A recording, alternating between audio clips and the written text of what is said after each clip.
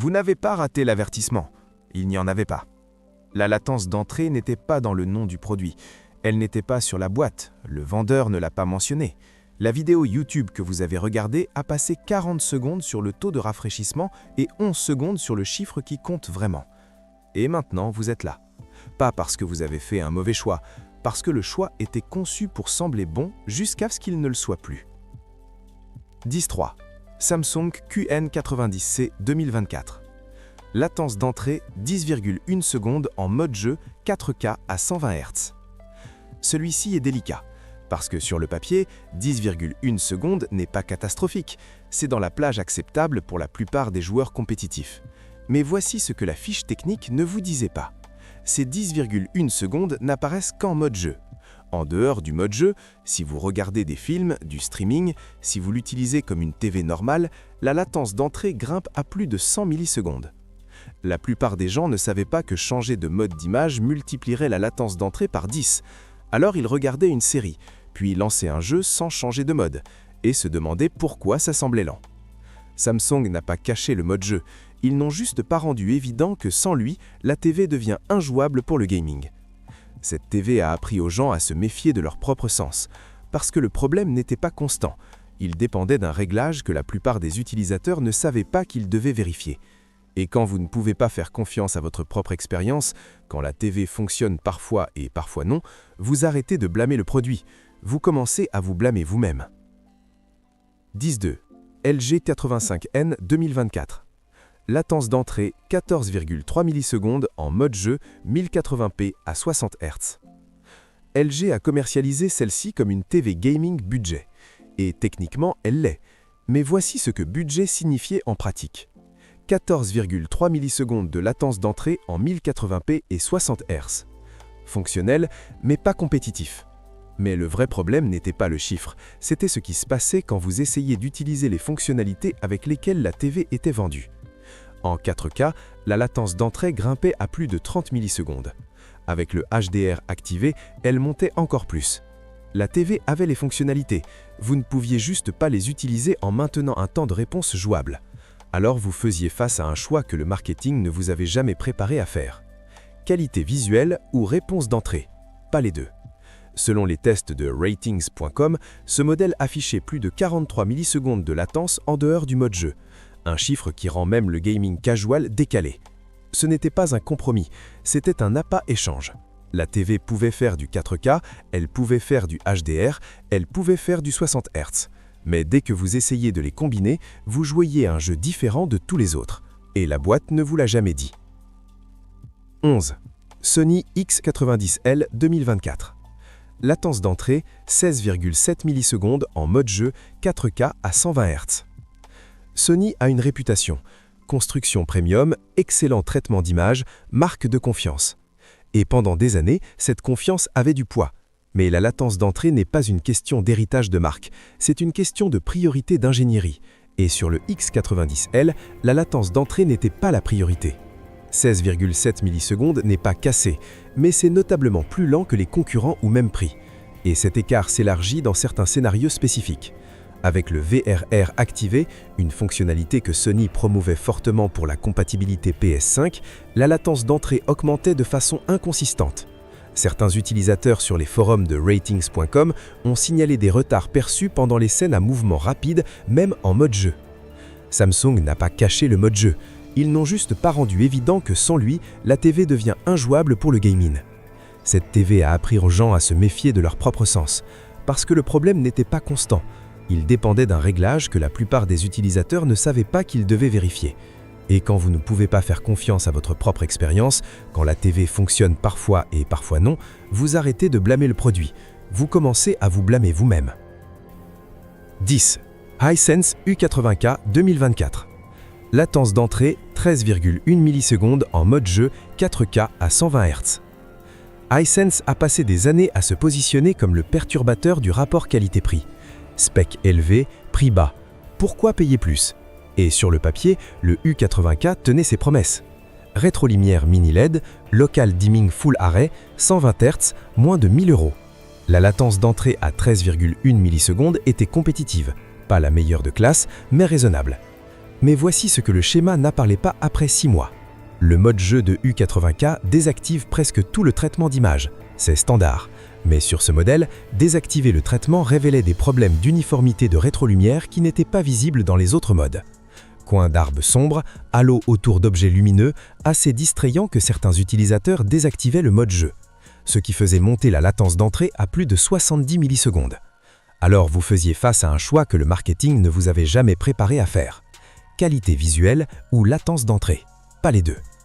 Hisense n'a pas conçu un mauvais produit, il a conçu un produit qui vous forçait à choisir entre les deux choses pour lesquelles vous l'aviez acheté.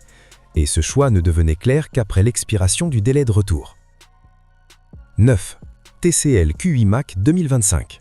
Latence d'entrée 11,9 millisecondes en mode jeu 4K à 120 Hz. TCL a laissé sa TV Q8 être l'une des TV gaming les plus recommandées de 2025, et pour de bonnes raisons. Mini LED, haute brillance, 120 Hz, excellent contraste, moins de 1200 €. La latence d'entrée à 11,9 millisecondes rivalisait avec des modèles 2 fois plus chers. Mais voici le détail qui n'a pas fait les tests. Ces 11,9 millisecondes n'étaient atteignables qu'avec une mise à jour firmware sortie 3 mois après le lancement. Au lancement, la latence d'entrée était supérieure à 18 millisecondes. Les premiers acheteurs n'ont pas eu la TV qui a été testée, ils ont eu la TV qui a été expédiée. Et à moins de vérifier manuellement les mises à jour ou de tomber par hasard sur un fil de forum, ils n'ont jamais obtenu les performances pour lesquelles ils avaient payé. TCL a fini par corriger ça. Mais la correction était optionnelle, manuelle, invisible. Combien de gens jouent encore à 18 millisecondes parce qu'ils ne savaient pas qu'il fallait vérifier? Le produit s'est amélioré, mais seulement pour ceux qui savaient demander. 8. Samsung S990C 2024. Latence d'entrée 9,8 millisecondes en mode jeu 4K à 120 Hz. Le S990 est le point où on commence à entrer en territoire vraiment compétitif. 9,8 millisecondes est rapide, plus rapide que ce que la plupart des joueurs peuvent percevoir. Et la dalle QD OLED de Samsung offrait des couleurs et un contraste exceptionnel. C'était une bonne TV, mais voici le coup que personne n'a mentionné.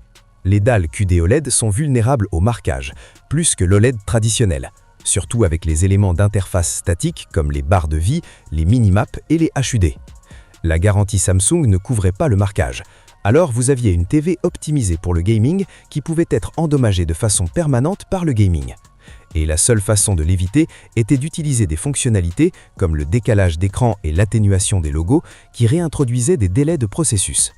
Le test de marquage à long terme de Ratings.com a montré une rétention visible après seulement 6 mois d'exposition simulée au HUD.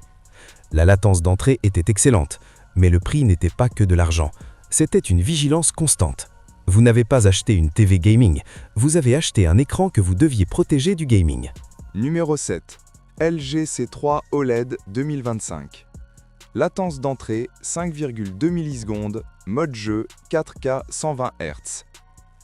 Maintenant, nous sommes en territoire élite. 5,2 millisecondes est imperceptible pour tous, sauf les compétiteurs de plus haut niveau. Et la dalle OLED du C3 offrait des noirs parfaits et une réponse pixel quasi instantanée.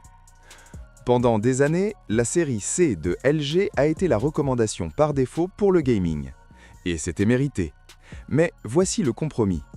La luminosité OLED est significativement plus basse que le mini LED ou le QD OLED. Dans les pièces lumineuses, le contenu HDR perd de son impact. Et activer les fonctionnalités de boost de luminosité comme le Dynamic Toon Mapping ajoutait un délai de traitement. Pas beaucoup, mais assez. Airthings.com a mesuré une augmentation de 2-3 millisecondes avec certaines améliorations d'image activées. Alors, vous faisiez face à un autre choix invisible. Image plus lumineuse avec une réponse légèrement plus lente ou image plus sombre avec vitesse maximale. La plupart des gens ne remarqueraient pas le délai. Mais si vous achetez une TV pour 5,2 millisecondes de latence d'entrée, vous êtes quelqu'un qui se soucie des millisecondes. Et la TV vous demandait d'en sacrifier certaines pour l'utilisabilité. Numéro 6. Sony A95L 2025. Latence d'entrée 8,4 millisecondes, mode jeu 4K 120 Hz. Le A95L de Sony était commercialisé comme le flagship, le summum, et à bien des égards, il l'était. Dalle QD OLED, traitement exceptionnel, couleur précise, construction premium. La latence d'entrée à 8,4 millisecondes était excellente. Pas la plus rapide absolue, mais bien dans la plage compétitive. Mais voici ce que le prix de 3 000 € n'incluait pas. Des ports HDMI 2.1 qui supportaient pleinement le VRR sans scintillement. Certains utilisateurs ont signalé des écrans noirs intermittents quand le VRR s'engageait pendant les changements de résolution ou de taux de rafraîchissement, surtout avec la PS5. Sony a sorti des mises à jour firmware, certaines ont aidé, d'autres non. Cette TV était presque parfaite, mais presque à 3 000 € se ressent différemment que presque à 800 €. Vous n'avez pas payé pour un compromis, mais vous l'avez eu quand même. Numéro 5. LG 3G OLED 2025. Latence d'entrée 5,1 millisecondes, mode jeu 4K 120 Hz. Le G3 est l'OLED Premium de LG. Plus lumineux que le C3, design plus fin, meilleure gestion thermique. 5,1 millisecondes de latence d'entrée, clarté de mouvement quasi instantanée. C'est une TV gaming vraiment excellente. Mais voici le piège. Le G3 est conçu pour le montage mural, il n'est pas livré avec un pied. Vous devez l'acheter séparément, pour 200 €. LG n'a pas présenté cela comme un coût supplémentaire. Ce n'était juste pas inclus. Alors la TV vendue à 2 000 € coûtait en fait 2 200 €, ou plus si vous aviez besoin d'un montage professionnel. La performance était impeccable, mais le modèle de tarification était conçu pour cacher le vrai coût jusqu'à ce que vous vous soyez déjà engagé. Numéro 4. S95C QD OLED 2025. Latence d'entrée 9,2 millisecondes, mode jeu 4K 120 Hz. Le S95C de Sony combinait la richesse des couleurs QD OLED avec une meilleure luminosité que les concurrents. 9,2 millisecondes de latence d'entrée. HDR exceptionnel. Pas de scintillement. Bon support VRR. C'est l'un des meilleurs écrans gaming que vous puissiez acheter. Mais il coûte 2 500 €. Et voici la partie qui ne compte que plus tard. La plateforme Smart TV de Samsung diffuse des publicités. Sur l'écran d'accueil, dans le menu, même dans les paramètres. Vous avez payé 2 500 € et la TV vous traitait toujours comme un inventaire publicitaire. La latence d'entrée était phénoménale, mais chaque fois que vous l'allumiez, vous étiez rappelé que vous n'aviez pas juste acheté un produit, vous avez acheté accès à une plateforme qui monétise votre attention. Numéro 3. LG C4 OLED 2026. Latence d'entrée 4,9 millisecondes, mode jeu 4K à 120 Hz. Le C4 est la dernière itération de LG. 4,9 millisecondes de latence d'entrée, luminosité améliorée par rapport au C3, meilleure fonctionnalité gaming, excellent support VRR, c'est une TV gaming quasi parfaite. Et LG le sait. C'est pourquoi le prix public a augmenté de 300 € par rapport au C3 au lancement. Même technologie de dalle, amélioration incrémentale, mais le prix reflétait la demande, pas le coût. Vous ne payez pas pour ce que c'est, vous payez ce que LG sait que vous paierez pour éviter les problèmes que les autres TV ont. Numéro 2.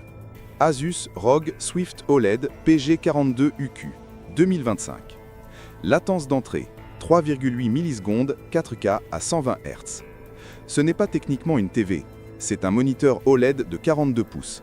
Mais c'est la même dalle que LG utilise dans la série C, juste dans un châssis de moniteur. 3,8 millisecondes de latence d'entrée, pas de fonctionnalité Smart TV, pas de pub, pas de firmware qui change les performances après les tests, juste un écran. Et voici la révélation. Il coûte moins cher que le LG3, parce que vous ne payez pas pour les applications de streaming, vous ne payez pas pour la plateforme Smart, vous ne payez pas pour le positionnement de marque, vous payez pour la dalle et les performances. Voici à quoi ressemble un écran gaming quand ce n'est pas aussi une plateforme de collecte de données. Numéro 1. LG B4 OLED 2026. Latence d'entrée 5,0 millisecondes, mode jeu 4K à 120 Hz. Attendez, la meilleure TV gaming n'est pas le flagship? Non, c'est le B4, l'OLED budget de LG. 5,0 millisecondes de latence d'entrée, même fonctionnalité gaming que le C4, légèrement moins lumineux, construction légèrement moins premium, mais voici ce qui compte. Il coûte 800 € de moins que le G3. Et dans les tests de latence d'entrée côte à côte de airthings.com, la différence entre 4,9 millisecondes et 5,0 millisecondes est de la variance de mesure.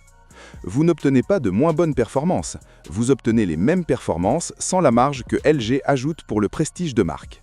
Le B4 fait exactement une seule chose différemment des modèles chers. Il ne vous fait pas payer pour des fonctionnalités qui n'améliorent pas la latence d'entrée. C'est la TV que l'industrie ne veut pas que vous achetiez, parce qu'elle révèle la marge sur tout ce qui est au-dessus. Il ne s'agissait jamais de trouver la meilleure TV, il s'agissait de reconnaître les signaux qu'on vous a appris à croire. Taux de rafraîchissement, nom de marque, consensus des testeurs, fil Reddit, le prix comme indicateur de qualité. Tous réels, aucun complet. La latence d'entrée n'était pas cachée parce qu'elle n'est pas importante. Elle était cachée parce que prioriser nécessiterait d'admettre que la plupart des fonctionnalités pour lesquelles vous payez n'ont plus d'importance au moment où votre pouce appuie sur un bouton. Vous n'avez pas ignoré la latence d'entrée. Vous n'étiez jamais censé regarder.